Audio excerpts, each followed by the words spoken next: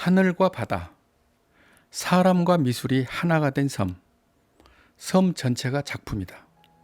일본 예술의 섬 나오시마를 두고 하는 말입니다. 이 섬에 오면 마치 작품 속으로 들어온 듯한 착각에 빠지게 됩니다.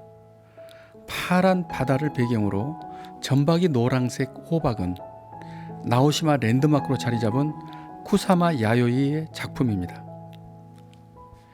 이곳의 오래된 집들은 예술가들에 의해서 현대 작품으로 재탄생했으며 파란 하늘을 배경 삼아 서 있는 모던한 건축은 미술관도 되고 호텔도 됩니다.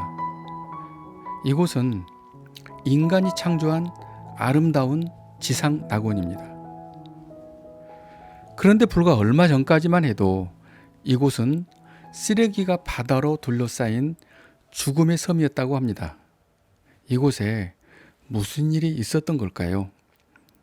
또 그것이 사실이라면 누가 어떤 계기로 또 어떤 방법으로 이렇게 아름다운 낙원을 만들었을까요? 그것이 궁금한 저는 2017년 12월 한국건축가협회 회원들과 함께 나오시마를 찾았습니다.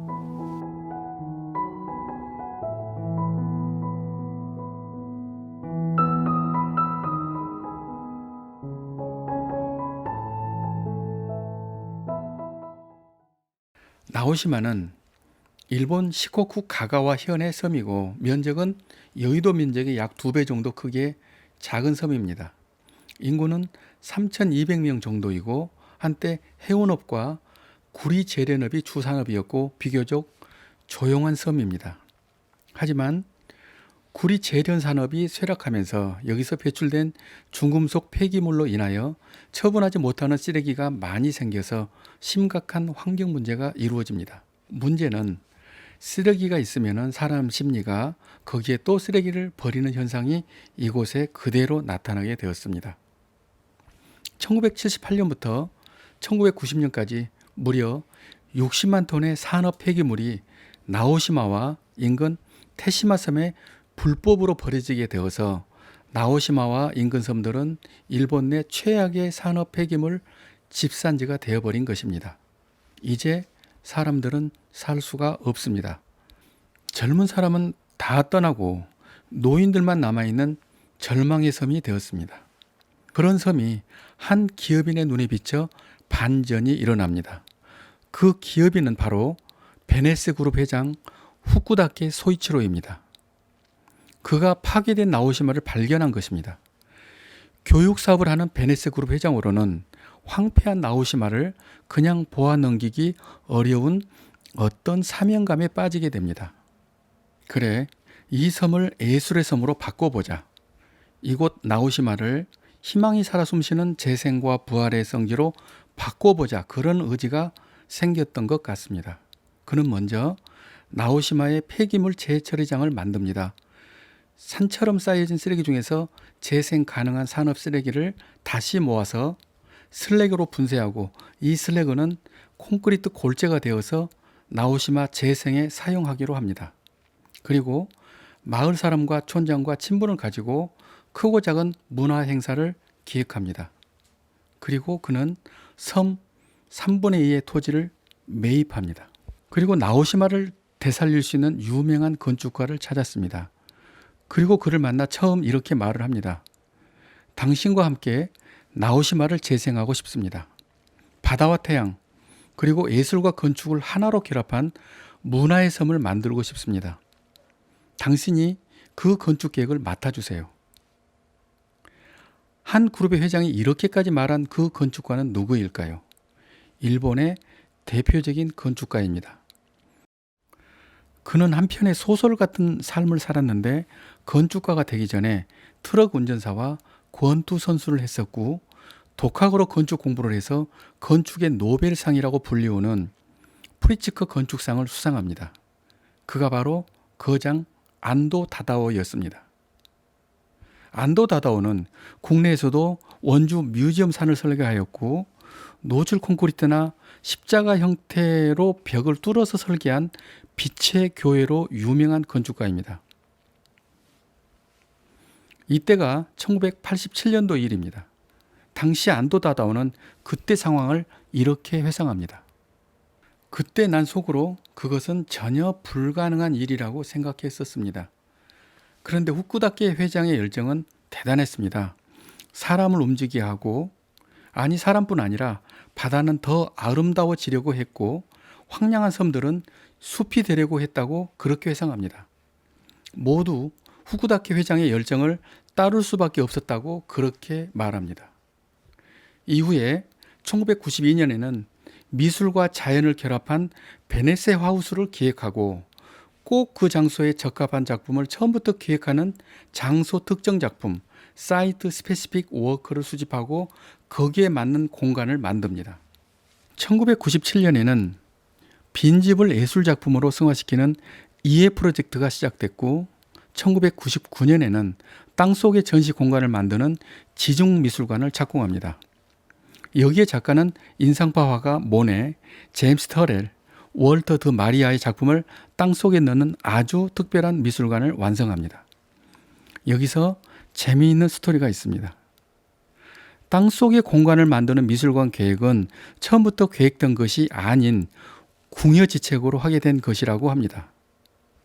해상국립공원 지역인 이 섬은 미술관과 같은 현대적 건물은 법적으로 이곳에 절대 지을 수가 없었답니다. 오직 전통적 지붕의 형태만 법이 허락하는 그런 장소였다고 합니다. 이 규정 때문에 어쩔 수 없이 많은 부분을 땅속에 넣게 되었고 오히려 지중미술관과 같은 새로운 미술관 형태를 탄생하게 된 계기가 되었습니다. 때로는 한계와 제약이 오히려 새로운 방향을 제시하기도 하고 창조적인 아이디어의 동기가 되기도 하는 것 같습니다. 그리고 최초로 숙소가 예술과 결합된 호텔형 미술관 베네세 하우스를 만들었습니다. 2010년에는 이우안 미술관도 준공합니다. 이 프로젝트들이 하나씩 성공하면서 나오시마는 1년에 약 60만 명이 찾아오고 인근 섬을 연결한 문화예술 행사인 세토우치 트리엔날레 기간에는 100만 명의 관광객이 방문하는 예술의 섬이 되었습니다. 그리고 일본의 4대 관광지가 되었고 영국의 관광 잡지 트래블러에서 꼭 가보아야 할 세계 7대 관광 명소로 선정됩니다. 한 기업가의 열린 생각과 의지로 죽음의 섬이 희망의 섬으로 변했습니다. 제가 나오시마를 갔을 때도 쓰레기의 흔적이나 냄새는 전혀 느낄 수가 없었습니다. 도시의 재생에 관심이 있거나 지친 삶에 충전이 필요한 분은 정말 꼭 가봐야 할 명소라고 생각합니다. 저는 아직도 생생한 나오시마에 잘 다듬어진 작은 산책로를 기억합니다. 그리고 파란 바다를 배경으로 하는 노란색 호박이 떠오릅니다. 저는 인간의 의지로 쓰레기를 생명이 살아 숨쉬는 보물로 바꾸는 것을 보았습니다. 그리고 느끼고 만지고 왔습니다. 그때 사람들의 행복한 표정과 시원하게 부는 바람의 냄새를 아직도 기억합니다. 이제 베네세 회장 후쿠다케 소이치로 어록을 보겠습니다. 그의 철학과 의지를 알아보고 우리가 알아야 될 교훈 같은 것을 찾아보려 합니다. 첫 번째, 나는 반대가 더 기쁘다. 모든 사람이 다 좋아하면 진짜 좋은 것은 나오지 않는다. 이 말은 모두가 합의하고 찬성하면 좋은 것인지 다시 한번 생각하게 합니다. 우리 모두의 합의된 결과물은 나 혼자 의지보다 훨씬 더 똑똑한 결과물일까요? 아무도 책임지지 않는 보편타당하고 무난한 세상 어디에도 볼 수 있는 흔한 결과물이 아닐까요? 가장 나쁜 협업은 아주 특별한 전문가들이 모여서 긴 회의 끝에 아주 평범한 결과물을 내놓는 것입니다. 다 함께 결정한 무난한 협업은 결국 익숙하고 모나지 않는 보편타당한 모습일 거고 이미 시장에 나오면은 주목받지 못하는 모습이 됩니다. 예술 분야에서는 합의된 우리보다도 보다 큰 사명감을 가진 책임감 있는 나 혼자의 의지가 더 개성적이고 창조적인 가치가 있을 수도 있습니다.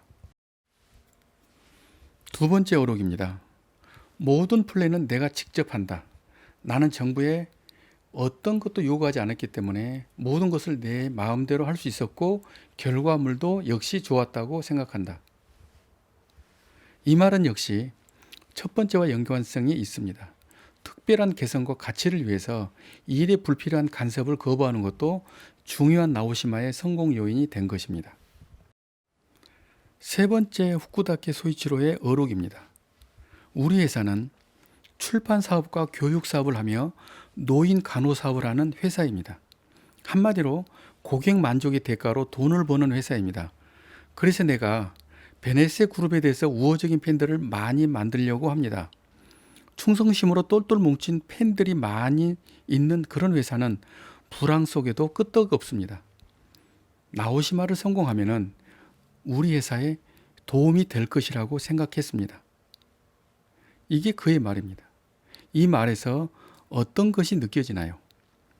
저는 나오시마는 미술을 통한 일종의 아트 마케팅을 하였구나 하는 그런 생각이었습니다.